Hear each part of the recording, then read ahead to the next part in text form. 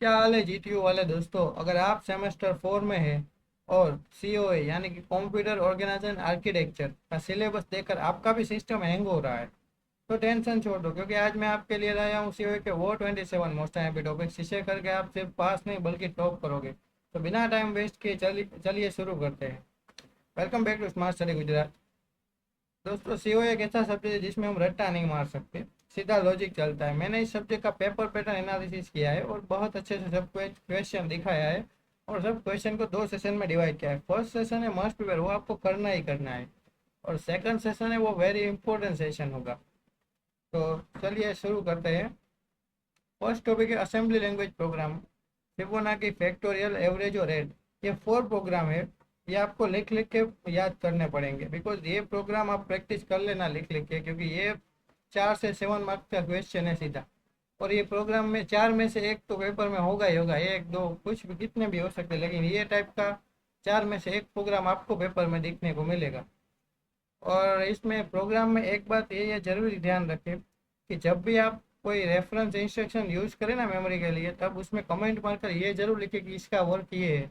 इससे मार्क कटने के चांस जीरो हो जाएंगे। सेकंड क्वेश्चन है मेमोरी रेफरेंस इंस्ट्रक्शन, इसमें ये सारे इंस्ट्रक्शन है। ये क्या कर यूज, किसके लिए यूज है, ये आपको लिखने का है। ये 7 मार्क्स में हो सकता है। उसके बाद R I S C versus C I S C का कंपेरिजन, ये 3 से 4 मार्क्स में लिखना है। इसमें टेबल बना के दोनों के मार्क्स के हिसाब से जितने मार्क्स में पूछा जाए, मिनिमम 6 टॉपिक दोनों के ईच साइड के लिख देना, हो जाएगा। और ये booth multiplication algorithm with example, ये 7 मार्क्स का टॉपिक है। और इसमें आपको अल्गोरिदम प्लस जो एग्जाम्पल है ना, सोल्व करके एक आध एग्जाम्पल ऐसा याद रखो जैसे ये अल्गोरिदम के जो स्टेप है ना वो फॉलो हो रहे हो, जिससे एग्जामिनर को पता चलेगा कि आपको एल्गोरिदम पता है, लॉजिक उसका पता है कि ये काम कैसे करता है। इसके लिए एक एग्जाम्पल और एक एल्गोरिदम, ये दो चीज़ें बहुत एल्गोरिदम में लिख देना। उसके बाद instruction cycle with flow chart. Instruction cycle बारे में ये सब आपको उसमें ड्रॉ फ्लो चार्ट ड्रॉ करने का है और वो दिखाना है कि फेच डिकोड एग्जीक्यूट मीन्स कि ये कैसे काम कर रहा है। ये क्वेश्चन भी 7 मार्क्स में आ सकता है, ये ऊपर वाला भी 7 मार्क्स वाला है। Assembler, first pass plus second plus flow chart, ये क्वेश्चन भी आ सकता है कि ये क्वेश्चन 7 मार्क्स में नहीं आ सकता, लेकिन 3 से 7 मार्क्स के बीच में 4 मार्क्स में आ सकता है मे भी। एड्रेसिंग मोड, आपको इसमें एड्रेसिंग मोड में कोई भी 5 प्लस एड्रेसिंग मोड दे देने हैं। ये 7 मार्क्स का टॉपिक है, ये आएगा ही आएगा। उसके बाद का टॉपिक है cache memory and mapping, directive, direct associate and set associate, ये 7 मार्क्स का टॉपिक है। और ये क्वेश्चन का मैं बोलूँ ना आपको, तो इसमें डायरेक्ट, सेट, एसोसिएटिव, ये तीनों के डायग्राम जरूर ड्रॉ करें कि ये क्वेश्चन आने की संभावना मुझे ज़्यादा लग रही है। उसके बाद है पाइपलाइन, 4 सेगमेंट इंस्ट्रक्शन पाइपलाइन, ये भी 7 मार्क्स वाला ही है। इसमें आपको स्ट्रक्चर और उसका फॉर्मूला प्लस एग्जाम्पल, ये तीनों चीज़ें याद रखनी है, स्ट्रक्चर, फॉर्मूला और एग्जाम्पल। उसके बाद का माइक्रो प्रोग्राम कंट्रोल ऑर्गेनाइजेशन, ये 7 मार्क्स वाला ही टॉपिक है ये भी। ये टॉपिक का मैं आपको बोलूँ ना, तो बस ये प्रिपेयर अच्छे से कर लीजिएगा, इसमें तो कुछ और पूछते नहीं है। Virtual memory and address translation, ये 3 से 7 मार्क वाला टॉपिक है वर्चुअल मेमोरी वाला। और ये टॉपिक में आपको एड्रेसिंग मैपिंग कैसे होती है, वो पेज का टेबल, वो दोनों, और जो भी इसमें और अंदर आता है वो सब ड्रॉ करना पड़ेगा, याद कर लेना। उसके बाद का टॉपिक है interrupt cycle and type of interrupts, interrupt cycle और टाइप ऑफ इंट्रूप, ये टॉपिक भी 3 से 7 मार्क्स वाला है। ये में भी 4 मार्क्स में आएगा आएगा तो पेपर में। उसके बाद है फ्रेंच क्लासिफिकेशन, जिसमें S I S D, S I M D, M I S D, ये सारे उसके जो क्लासिफिकेशन का टाइप है वो आपको पता होना चाहिए कि क्या है।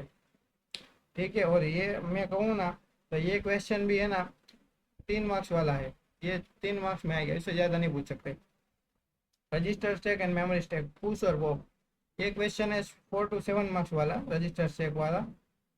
ये भी अच्छे से प्रिपेयर करके जाइएगा। और ये फ्लिंस क्लासिफिकेशन है ना, उसमें सबके एक एक एग्जाम्पल याद रख लीजिएगा, भूलना नहीं ऊपर वाले में। उसके बाद है डीएम है डायरेक्ट मेमोरी एक्सेस, डीएम है डायरेक्ट मेमोरी एक्सेस। ये क्वेश्चन का मैं आपको बोलूँ तो 3 से 4 मार्क्स में आने की पूरी संभावना है। तो इसी के साथ हमारा मस्ट प्रिपेयर वाला सेशन 15 क्वेश्चन रही था, ये खत्म होता है और अब शुरू होगा very important session. Very important session शुरू होने से पहले मैं आपको बता दूं कि अगर आपने फर्स्ट सेशन अच्छे से कर दिया तो मुझे नहीं लगा कि आपको पास होने से कोई रोक सकता है। लेकिन अगर आपको और आगे जाना है, डबल ए बी ग्रेड चाहिए, तो आपको और भी 12 टॉपिक जो बाकी है वो घुट के पीना ही होगा, जिससे आपका स्कोर बूस्ट होगा।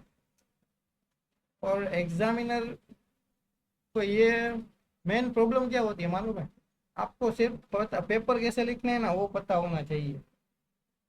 क्योंकि एग्जामिनर होता है ना, एग्जामिनर वो जीटीयू में अक्सर किया होता है, आपको कुछ नहीं आता ना फिर भी आप अच्छा पेपर लिखते हो ना वो पास कर देता है। लेकिन हमको तो आता है, पर फिर भी अगर मान लो आपके अगले पिछले सीट नंबर वाले को कुछ नहीं आ रहा होगा, उसने छोड़ दिया, अगर एग्जामिनर का मूड बिगड़ा होगा तो वैसे ही चेक कर देता है। मेरे साथ बहुत बार हुआ ये, अभी पिछली बार ही हुआ था लेकिन मैंने कुछ किया नहीं, बिकॉज मेरे को जितने चाहिए थे उतने आ गए। रिक्वायर्ड मेरे को जितने रिक्वायर्ड थे उतने हो गए, इसलिए मैंने कुछ किया नहीं। भाई बात करो ना तो एपी ग्रेड आ रहा था लेकिन डबल डी दे दिया उन लोगों ने। मैंने कुछ किया नहीं क्योंकि हम कुछ कर ही नहीं सकते, जीटीयू का कुछ करेंगे अगर मान लो डबल डी से डबल एफ हो गया तो क्या कर लेंगे? इससे अच्छा है मेरे को बढ़िया स्कोर आया था, मैंने छोड़ दिया, कुछ नहीं करना है। तो पेपर अच्छे से लिखिए, पेपर कैसे लिखना है वो मैटर करता है इसमें, जीटीयू में खासकर, ये मेरे अनुभव से मैं आपको बता रहा हूँ। आपको आना तो चाहिए ही सब, लेकिन पेपर कैसे लिखना है ना वो मैटर करता है। पता नहीं यार कैसे चेक करते होंगे पेपर। चलो कोई नहीं, अगर शुरू करते हैं नेक्स्ट वाला सेशन है, सेकंड सेशन इम्पोर्टेंट। इसमें फर्स्ट टॉपिक है कॉमन बस system and three three state bus buffer. ये टॉपिक 3 से 4 मार्क वाला है,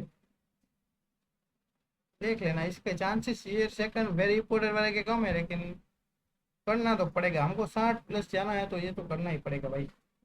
arithmetic pipeline with example, okay, ये 4 to 7 मार्क्स वाला है। Catch coherence problem and solution, ये 7 मार्क्स वाला है।